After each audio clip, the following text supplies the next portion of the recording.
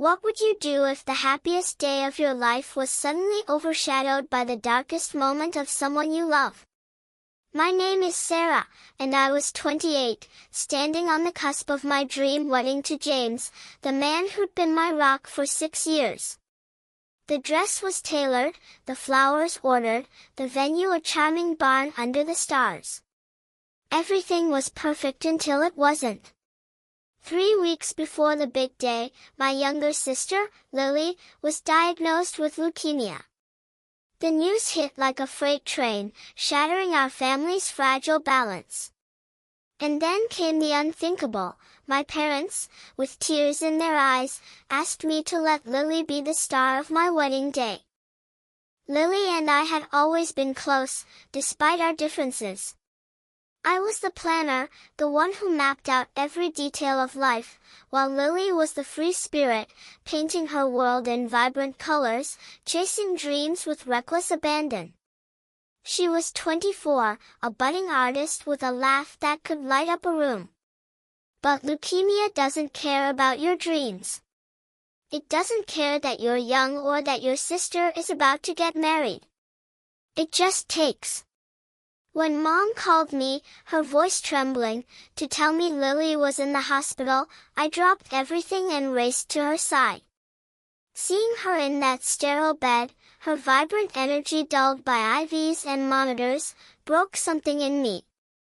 She was still smiling, though, joking about how the hospital gown made her look like a ghost. That was Lily always finding light in the dark. The weeks that followed were a blur of hospital visits, whispered conversations, and a wedding that felt less and less like mine. I tried to stay strong, to keep planning while holding Lily's hand through her first chemo sessions. James was incredible, rearranging his schedule to drive her to appointments when I couldn't. But then, one evening, my parents sat me down. Their faces were heavy, their words careful. "Sarah," Mom said, "Lily might not have much time.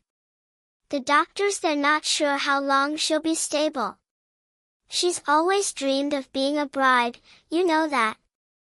We think maybe you could let her shine at your wedding. Maybe she could wear a white dress, walk down the aisle, have a moment." Dad added, "It could be her only chance." I felt like the air had been sucked out of the room. My wedding, the day I'd dreamed of since I was a little girl, was being reframed as Lily's moment.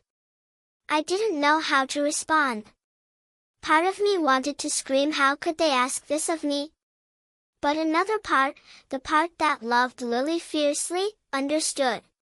She was sick, maybe dying, and they wanted her to feel alive, even for a day. I nodded, my throat tight, and said, "Okay. We'll make it work." But inside, I was crumbling. The planning shifted. Lily wanted to wear a white dress, not to upstage me, but because she'd always imagined herself as a bride. We decided she'd walk down the aisle before me, a symbolic moment to honor her. She'd have her own vows, not to a groom, but to life itself, a promise to keep fighting. I tried to embrace it, to see it as a gift to my sister, but every time I looked at my own dress hanging in the closet, I felt a pang of loss. James held me through the nights when I cried, reminding me that love wasn't a zero-sum game. "We're giving her something beautiful," he said. "And our day will still be ours." Then came the twist I didn't see coming. A week before the wedding, I met Emma, one of Lily's nurses, during a hospital visit. She was young, maybe 30, with kind eyes and a quiet strength. She pulled me aside after a long day of tests and said, "Lily's been talking about you non-stop. She's so proud of you, Sarah, but she's also scared she's stealing your day." I was stunned. Lily hadn't said a word to me about this. Emma continued, "She's been working on something for you, a painting. She's been staying up late, even when she's exhausted, to finish it. She wants it to be a surprise for the wedding." My heart twisted. Here I was, wrestling with resentment, while Lily was pouring her fading energy into a gift for me. Emma's words shifted something in me.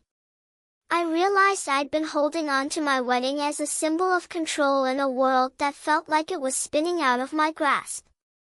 But love, real love, isn't about control, it's about letting go.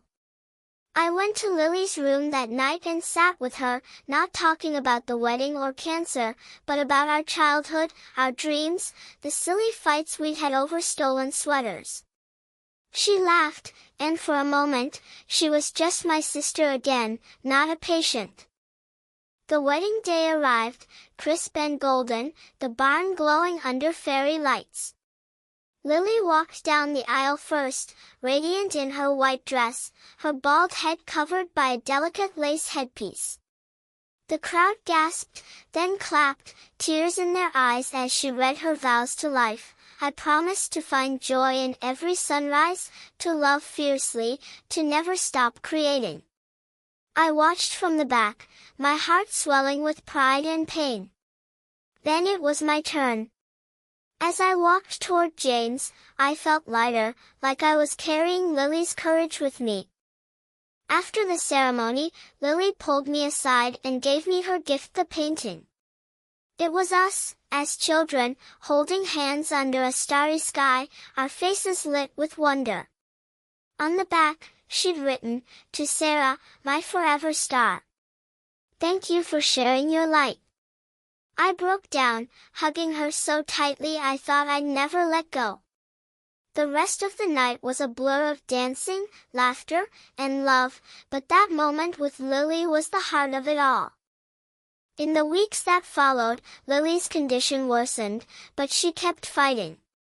The wedding gave her something to hold on to, a memory of being seen, not as a patient, but as a person. For me, it was a lesson in what matters most. I thought my wedding was about one perfect day, but it was about something bigger, about family, sacrifice, and the kind of love that doesn't dim, even in the face of loss. Lily's painting hangs in our home now, a reminder that sometimes, the brightest moments come when you let someone else shine.